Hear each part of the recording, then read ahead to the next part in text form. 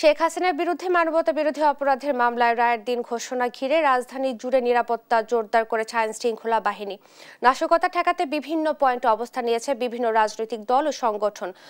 পথঘাটের পরিস্থিতি জানাতে সরাসরি যুক্ত হচ্ছেন সহকর্মী তৌফিক মাহমুদ মুন্না ও AH হিমেল। প্রথমেই যাচ্ছি মুন্নার কাছে। মুন্না, রাজধানীর বর্তমান পরিস্থিতি কেমন দেখছেন আমাদেরকে জানাবেন।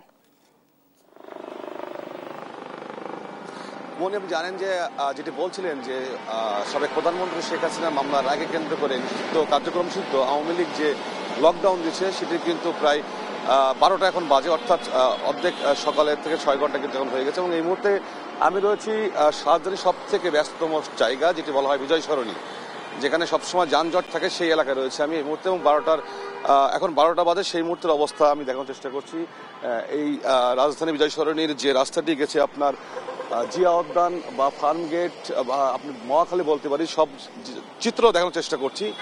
আমি আপনাকে এটা আগেও বলেছি, সকালে উত্তরা থেকে যখন বলেছি তখন, যে গণপরিবহন, এখানে কিন্তু গণপরিবহন আমরা দেখছি না বললে চলে।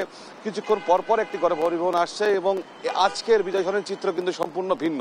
পুরো বিজয় সরণিতে কিন্তু যানজট বা সিগন্যাল যেটা থাকে সেটা কিন্তু খুবই কম এবং যানবাহন কিন্তু আসলে খুবই কম।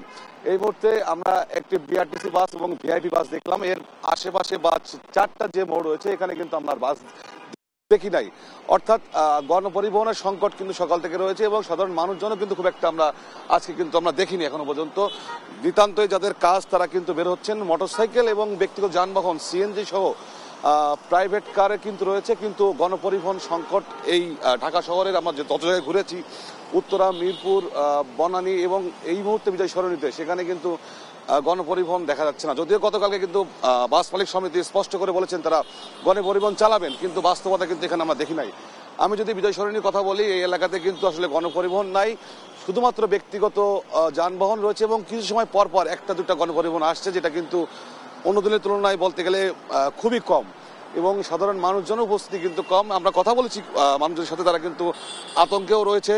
তারা বলছেন লকডাউন ঘিরে তাদেরও কিন্তু এক ধরনের আতঙ্ক রয়েছে, এই জন্য সেই হিসাবে কিন্তু মানুষজন কম। এবং মনি, আপনাকে বলতে চাই যে বেসরকারি বিশ্ববিদ্যালয়, অনেক বিশ্ববিদ্যালয় কিন্তু আপনার অনলাইন ক্লাস দিচ্ছে, অর্থাৎ সেই হিসাবে কিন্তু আপনার সেখানে তারাও কিন্তু আসলে আসতে পারে। অনলাইন ক্লাসের কারণে কিন্তু যানজটটাও কম। সবকিছু মিলে বিজয় সরণির যে অবস্থা, যান চলাচল কিন্তু চলছে অন্য দিনের তুলনায়, যানবাহন খুবই কম এবং স্বাভাবিকভাবেই চলছে, গণপরিবহন নেই বললে চলে। তো এই ছিল আমার কাছে সমস্যার অবস্থা। আমার আরেক সহকর্মী রয়েছেন হিমেল পোস্তগোলায়, তিনি জানাবেন সেখানকার অবস্থা। হিমেল। মুন্না, আপনাকে ধন্যবাদ। আপনি জানেন যে সকাল থেকে যাত্রাবাড়ি এবং তার আশেপাশের যে এলাকা আছে সে এলাকায় কিন্তু আমরা পর্যবেক্ষণ করছিলাম। আপনি জানেন যে 13ই নভেম্বরকে কেন্দ্র করে সামাজিক যোগাযোগ মাধ্যমে যে আওয়ামী লীগের যে লকডাউন যে ঘোষণা করা হয়েছে সেটি নিয়ে কিন্তু পুরা ঢাকা শহরে অর্থাৎ রাজধানীতে কিন্তু বেশ উত্তেজনা বিরাজ করছে এবং সকাল থেকে এই যাত্রাবাড়িতে আমরা পর্যবেক্ষণ করছি। এবং আমি এই মুহূর্তে যাত্রাবাড়ি থেকে যে মাওয়া যে এক্সপ্রেস ওয়ে রয়েছে অর্থাৎ পোস্তগোলার যে জায়গাটি রয়েছে সেইখানে আমি অবস্থান করছি, অর্থাৎ মাওয়ার যে প্রবেশ মুখটি আছে সেখানে অবস্থান করছে। আমরা যেটি দেখতে পাচ্ছি, গাড়ি অর্থাৎ যানবাহন, বাস কিন্তু আমরা খুব কম লক্ষ্য করতে পারছি। 10-15 মিনিট পর পর কিন্তু একটি করে বাস আসছে এবং যাত্রীরা কিন্তু অনেকক্ষণ যাবত তারা অপেক্ষা করছেন। অর্থাৎ দক্ষিণ অঞ্চলের যে যাত্রীরা রয়েছেন, যারা মাওয়া এক্সপ্রেস হয়ে দক্ষিণ অঞ্চলে যাবেন, তারা কিন্তু ঘন্টার পর ঘন্টা কিন্তু এখানে অপেক্ষা করেছেন এবং তারা যেটি বলছেন যে 2 ঘন্টা এমনকি 3 ঘন্টা পর্যন্ত তারা আসলে এখানে অপেক্ষা করছেন। আমরা এখানকার যাত্রী একজন আছে, ওনার সাথে কথা বলার চেষ্টা করবো। আপনি একটু জানাবেন আপনি কোথায় যাচ্ছেন এবং কতক্ষণ যাবত এখানে আছেন? আমি সকাল 10:30টার সময় 9টার সময় এখানে আসছি, আসে এখন বরিশাল বরগুনা পাথরঘাটা থানা যাব উদ্দেশ্যে আসছি। এখন পর্যন্ত যাইতে পারতেছি না, গাড়ি নাই বললেই চলে। আপনাদের এখানে ভাড়ার কোনো বিষয় আছে কিনা? ভাড়ার বিষয় এখন 2-1টা গাড়ি ছাড়লো, সেখানে ভাড়া অতিরিক্ত ডাবল ভাড়া চাচ্ছে। ধন্যবাদ। উনি যেটি বলছিলেন যে আসলে গাড়ির যে সংকট সেই সংকট রয়েছে এবং সেই সাথে কিন্তু ভাড়ার যে বিষয়টি বলছেন যে ভাড়া, সেই ভাড়া থেকে বেশি ভাড়াও নেওয়া হচ্ছে তেমনটা কিন্তু উনি দাবি করছেন। এবং উনি যেটা বললেন যে 1 থেকে 1.5 ঘন্টা যাবত কিন্তু উনি দাঁড়িয়ে আছেন, কিন্তু কোনো ধরনের যানবাহন কিন্তু উনি পাচ্ছেন না। কিছুক্ষণ পর পর বাস আসছে, কিন্তু সেই বাসের যে সংখ্যা সেই সংখ্যার থেকে কিন্তু যাত্রীদের সংখ্যা খুব বেশি। আমরা দেখেছি যে এই মাওয়া এক্সপ্রেসের যে মুখে যে প্রবেশ মুখটি রয়েছে, অর্থাৎ রাজধানী থেকে যে মাওয়া এক্সপ্রেসের দক্ষিণ অঞ্চলে মানুষ যাবে এবং যানবাহন যাবে, সেখানে কিন্তু পুলিশ কিন্তু টহল দিচ্ছে এবং তারা কিন্তু তল্লাশি চালাচ্ছে এবং তারা যাদেরকে মনে করছেন তাদের তল্লাশি চালাচ্ছেন এবং দেখে দেখে কিন্তু যানবাহনগুলো ছাড়ছেন।